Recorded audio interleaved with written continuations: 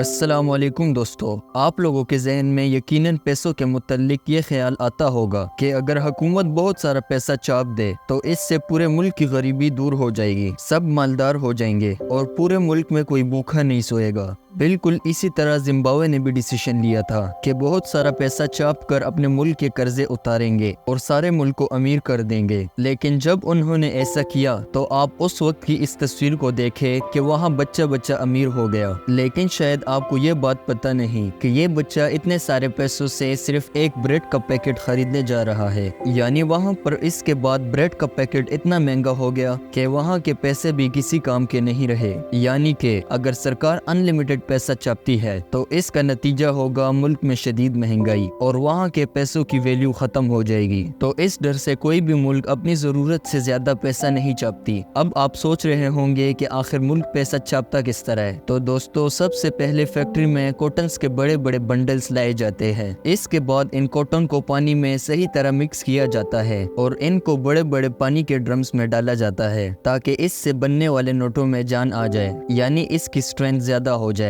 پھر اس سے سارے پانی کو نکالنے کے بعد ایک مشین میں ڈالا جاتا ہے جو اس سارے مکسچر کو دبا دبا کر پیپر بنا دیتا ہے۔ اب یہاں باری آتی ہے کرنسی پر واٹر مارک چھاپنے کی۔ الگ الگ کرنسی ہونے کی وجہ سے پہلے مشین پر 10، 20 یا 100 کا واٹر مارک سب سے پہلے بنایا جاتا ہے اور اسے مشین پر چڑھا دیا جاتا ہے۔ دوسری طرف وہی پیپر رول بنتا رہتا ہے، اسی رول میں سے پیپر کا سیمپل انسپیکشن ٹیم لے جاتی ہے۔ اب اس بڑے رول کو 3 حصوں میں کاٹ لیا جاتا ہے تاکہ آگے کام آسان رہے۔ دوستو، اس کے بعد آپ نے دیکھا ہوگا کہ نوٹوں پر ہولوگرام لگے ہوتے ہیں جسے ہم دھاگا کہتے ہیں، اور یہ ہر نوٹ میں الگ الگ ہوتے ہیں۔ واٹر مارک کے بعد ہولوگرام لگا دیا جاتا ہے۔ اب اس کے بعد پیپر کا ویژول اور کوالٹی انسپیکشن ہوتی ہے جو کہ کمپیوٹرائز چیک کیا جاتا ہے۔ یہ کوالٹی انسپیکشن اس لیے ہوتی ہے تاکہ نوٹوں پر لگے واٹر مارک اور ہولوگرام چیک کیا جائے۔ اب پیپر کا رول دوسرے مشین پر لیا جاتا ہے جو ان نوٹوں کو اس کے سائز کے مطابق چھوٹا چھوٹا کاٹ دیتا ہے۔ اس کے بعد ان رولز کو پرنٹنگ کے لیے بھیج دیا جاتا ہے۔ ان نوٹوں کو جب پرنٹنگ ایریا میں پہنچا دیا جاتا ہے تو وہاں ورکرز ان رول کو ایک ایک کر کے پرنٹنگ مشین میں ڈالتے رہتے ہیں اور مشین ان پیپرز کو ایک ایک کر کے آگے پھینکتی رہتی ہے۔ پرنٹنگ ایریا میں بھی نوٹ 3 طرح کے پرنٹنگ سے ہو کر گزرتی ہے۔ پہلے پیپر کو آف سیٹ پرنٹنگ سے گزرتا ہے، جیسے کہ یہ دیکھیں، یہ 50 یورو چھاپ رہی ہے اور اس میں سبز اور سرخ رنگ لگے ہوتے ہیں اور ورکر اسے کم ہونے پر دوبارہ مشین میں ڈالتا ہے۔ اس کے بعد کوالٹی انسپیکٹر یہ چیک کرتا ہے کہ نوٹوں کا کلر زیادہ ڈارک یا پھیکا تو نہیں۔ دوسرے نمبر پر ان نوٹوں کے رول کو سلک اسکرین پرنٹنگ ایریا میں لے جایا جاتا ہے۔ اب جیسا کہ اس نوٹ پر 2000 لکھا ہے جو کہ اینگل تبدیل کرنے کے بعد رنگ تبدیل کرتا رہتا ہے، مطلب نوٹ میں چمکدار ایریا سلک اسکرین پرنٹیج پر کیا جاتا ہے۔ اور فائنلی آخری میں انٹاگلیو پرنٹنگ، اس پرنٹنگ سے نوٹ کے اوپر ٹیکسچر کو پرنٹ کیا جاتا ہے۔